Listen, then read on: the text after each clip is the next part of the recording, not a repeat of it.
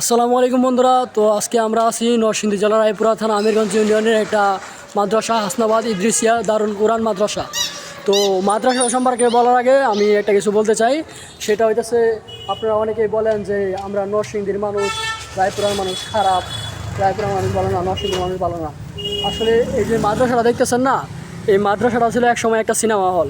তো এই সিনেমা হলটা আমাদের নরসিংদীর রায়পুরার আমিরগঞ্জের মানুষ এটাকে একটা মাদ্রাসায় রূপান্তর দিছে। তো আপনারা দেখতেছেন আসলে আমিরগঞ্জ বা রায়পুরা মানুষ যারা আছেন তারা তো দেখছেন, এটা দেখেন এই যে ভিতরে আপনারা এই যে ইসলামিক পোস্টার এগুলো দেখতে পারতেছেন, এগুলা আগে সিনেমা হলের পোস্টারে ছিল, এখন এগুলাকে ইসলামিক পোস্টারে পরিণত করা হয়েছে। আসলে আমাদের আমিরগঞ্জের মানুষ অনেক ভালো কিছু করছে। আর যারা আমাদেরকে খারাপ নজরে দেখেন, নরসিংদীর মানুষ ভালো না, আমিরগঞ্জের মানুষ ভালো না, বা রায়পুরার মানুষ ভালো না, তাদের উদ্দেশ্যে বলতে চাই সবাই খারাপ থাকে না। হয়তো মানুষ খারাপ হয় পরিস্থিতির কারণে বা যে কোনো কারণে হয়, কিন্তু মানুষের ভালো দিকও থাকে। আপনারা সব সময় আমাদেরকে খারাপ ভাবেন না, এটাই আপনাদের জন্য আমার বলা রইল। আসসালামু আলাইকুম।